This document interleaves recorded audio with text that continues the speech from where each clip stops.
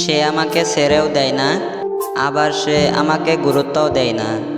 Option হিসেবে রেখে দিয়েছে তার জীবনে, যদি কখনো কাজে লাগি।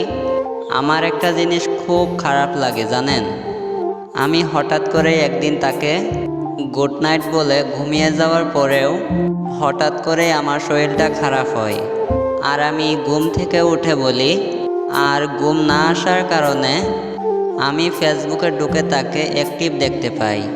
এনওয়ে যখন দেখতে পারি যে সেই মানুষটা অ্যাক্টিভ, তাকে আমি কল করি।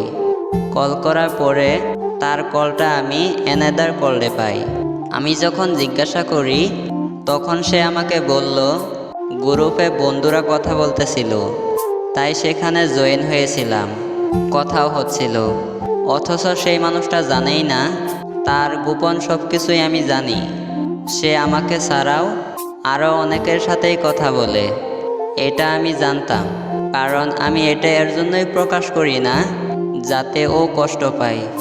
আসলে কিছু কিছু জিনিস আমরা কষ্ট পাবো জেনেও নিজের গায়ে পেতে নেই। কিছু কিছু মানুষকে আমরা পাবো না জেনেও তাকে আমরা ভালোবেসে যাই। হয়তোবা এটাই ভালোবাসা।